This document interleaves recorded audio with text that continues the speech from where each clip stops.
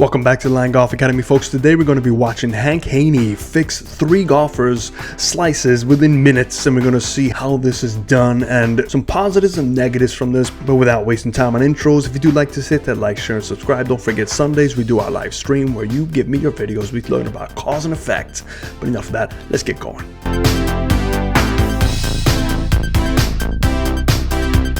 So what we're going to do for these 3 individuals is first watch what Hank wants to work on, how he's going to describe what he wants them to change, and then we're going to actually do a before and after on their very first swing and their very last swing and see what has changed. So we will break this up into 3 little timestamps down below if you want to skip ahead or come back or revisit us. But let's take a listen. So if we get you going better, which we will, and you start hooking the ball too much, you'll probably eventually end up backing your grip off a little bit. Okay. The reason, if you hook it too much, it'll be your grip. Got it. Okay, it won't be because you overdid anything that I told you to do. Okay? The other thing you do is when you set up to the ball, you tend to close the club face. Okay, you close the club face because you have a subconscious or conscious fear of going to the right because that's your, your history. Absolutely. Okay, so when you close the club face, you de-loft the club. You have 10.5 degrees of loft on your club, but it's not 10.5 degrees when you did this. Okay, it's next to nothing when you do that. And as you start to make this, we can start everyone off at the beginning. Okay. So start to make the circle and turn your shoulders. Okay. So start to make the circle and turn your shoulders. Feel like you're swinging out to right field. Okay. Here's center field. Here's left field. Right field. Like you're going to hit a ball out. Like you're going to hit a ball out over the second baseman's head toward the right fielder. Okay. He's over there toward that house. This is the key move. Ease up on your grip pressure. Yep. This way.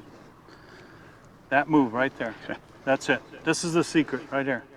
Drew some basic spine angle lines, plane lines, and what we're looking at is that grip of the club straight down. We see one that is slightly ahead on the right side of that center point and one is right on that center point line. Which one is the correct swing based on what we heard him work on? It is very hard to tell, and you can see that the body motions are about the same. And let's go measure this club face angle, and we can see that club face angle is slightly closed.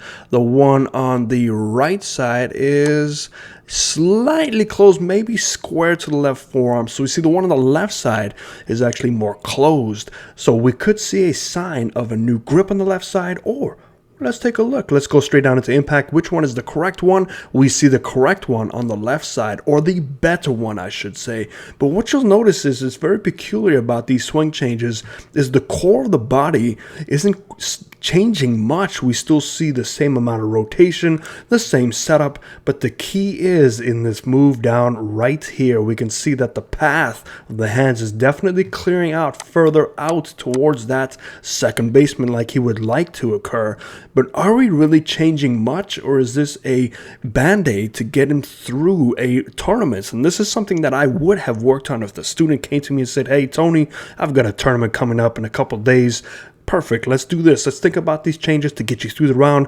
But there are still some issues that I see that if you don't address it, you're going to be back to this guy on the right side pretty soon. There are more concerns that I would like to address with him if he was my student. Number one is we don't need a lot of knee bend. That's very hard to create some turn when you do that. Definitely stand a bit taller, which will help you flatten out your shoulders, and then you can work on the arms moving more down and out, because you still see that first move. If you look at the path of the hands, both paths of the hands work on the wrong side. So let's go to the top and let's put a line.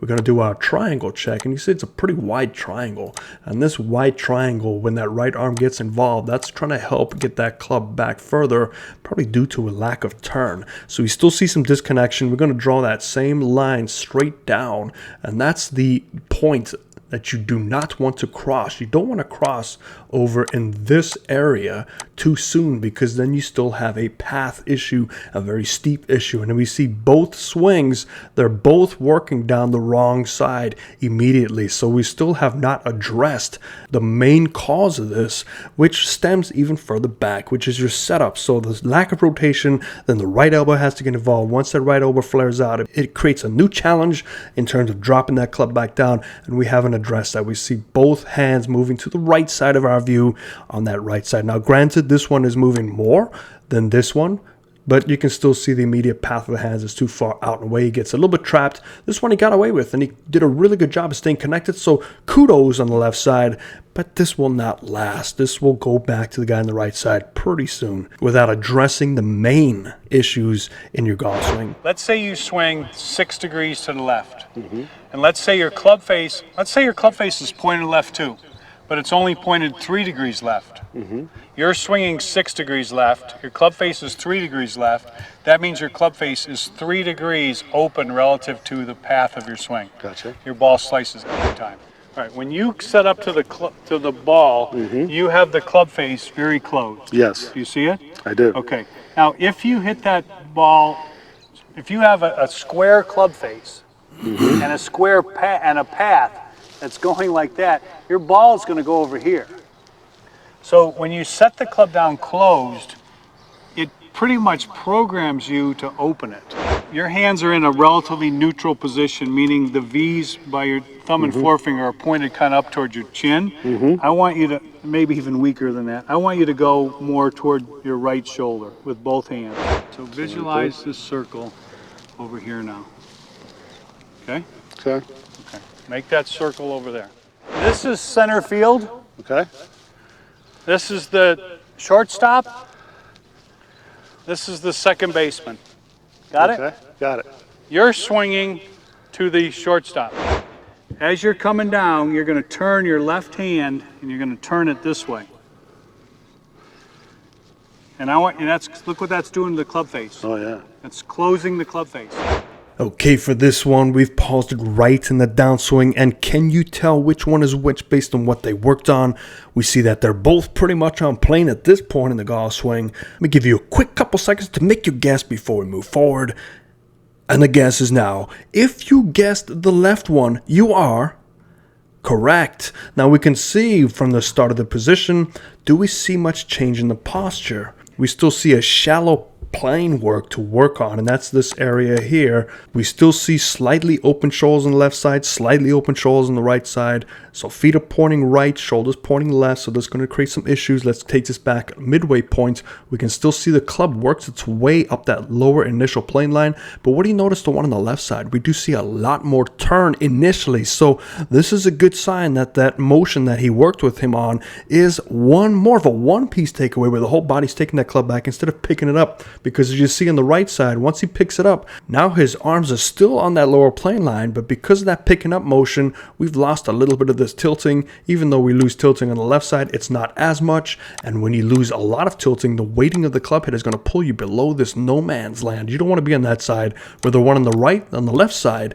is right on plane. So this is a really good change. As he comes on through, we see because it's on plane, he's staying more connected because of that turn. Now he comes on through, drags it down that plane. We don't see a lot of weight distribution, but because of the path is moving left on the right side versus the path moving straighter, at least we see that the exit path on the left side is on that lower plane line where the one on the right side is moving up because we're starting to lose our posture. Now you just have to ask yourself, was this just a fluke? I don't know, because I'm not sure, but either way, there has been some good changes. We definitely see more centered at the finish versus this one we see up because the club went too far left to compensate that. But again, let's go back to the beginning and let's see about that grip. So if we zoom in on the grip, do we see some changes? It's hard to tell from this. I don't see that big of a change. So again, when you're working with grips, are you really working with much if you don't do it? What that means is if you were swinging straight through this way, I'm going straight to my target, wherever it is out there,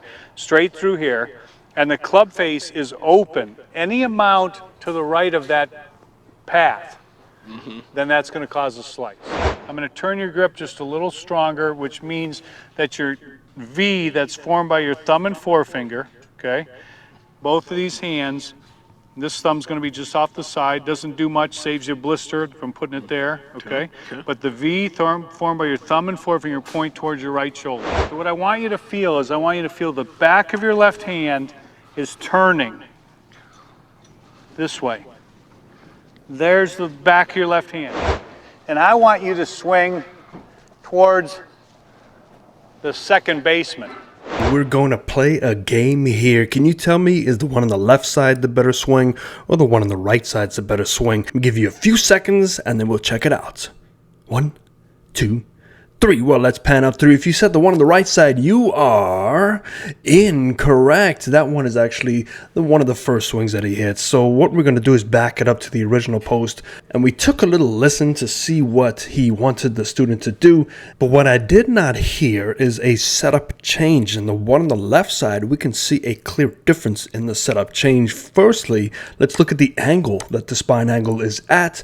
And we will get a rough estimate to see how much taller this one is. We're going to do that one at 143, and this one on the right side, we're going to do this one at 140. So a slight increase of tilt, but what more importantly this did is take a look at where that centeredness is. So the foot line straight to the sky, notice how it's meeting that lower plane line and his spine angle when it's just behind the ear. Now let's take a look at how important this really is to help somebody come from the inside, because it has to do with getting your hands behind your centeredness. Now, when you feel centered like the guy on the left side, you will enact more turn. And this could have just come from this drill that he gave him. And as a result, he might have gotten to this better setup position. So either way, this is a much better setup position on the left side. And the key thing is right at the top of the swing here, we see the positions aren't really changing in terms of his body, but we take a look at where that club is falling. On the left side of the screen, if we draw a yellow line, we can see that the butt of the club is behind his centeredness, where the one on the right side, it is out in front of his centeredness. Now, keep in mind, he's going to try and fight that centeredness to stay upright and rotate through, but the one on the left side, it is coming more from inside, which is great. As he drops that club down, we can see, even though the overall motion is about the same, we see more turn on the right side, less turn on the left side on the way through, which means that his hands are staying slightly more connected. And if we go down into impact, we do see a big thing, which is less turn on the way through. The one on the right side, we can see both shoulders pretty clearly. We can see both legs pretty clearly. The one on the right side, the legs are starting to be hidden because of that rotation, and it could be to change that distribution on his foot. But as he strikes the golf ball, we can see the exit path doesn't really change much. The hands still reach pretty high, but what you will notice is the centeredness as he strikes the ball and goes up. Look at the one on the left side. It is finishing taller sooner. That means the weight is staying more centered, and he's becoming slightly more athletic through this position. So we'll just watch this over and over again, and we will see which one does look a little bit more connected, the one on the left side. So all in all, I think this was a successful change, and it is slightly hard to see, but I don't see much change in the grip. So this is one thing that you should be careful of when you start messing with grip changes. You also noticed when he was doing those dry practice swings, he would immediately default to his normal grip, and Hank did not really change him and correct him right away. If you are working with a grip change, you have to make sure every single swing, whether it's your practice swing, your drill swing, everything, you have to make sure that grip change is in effect. Now, grip change affects body positions, so it is a touchy subject. So you can see the theme that he goes through. He discusses face angle with your path, which I think is great. One thing he fails to mention is all relative to your target. Now, making sure you're lined up to your target correctly is a big thing to decide what your path and your club face is in relation to it. Then he goes about introducing a motion where it involves the hands and arms moving in a circular motion, which is good because it gives him the Jim Furyk-esque type feeling where the club is dropping in the slot. And then he goes and talks about finishing out to the right side. So he is dealing with path and also club face issues. And the way he teaches is he teaches about club face and path. And when he gives you these new motions, he is hoping that the body will make the adjustments for you. So he is using the philosophy of outside in, which is not a problem. I see many good instructors doing that with great success. There are other instructors that do inside out, where they feel that the dog is wagging the tail and the dog's motion is responsible for the direction of the tail. So either way, both different ideas. We see some positives, we see some negatives, but the key is you've got to go with a coach. It doesn't matter who it is, as long as they are reputable and can help you as an individual. You'll be on your way to at least being better and stay away from the YouTube rabbit hole. Hope that helps you. See you next time. Fairways and greens.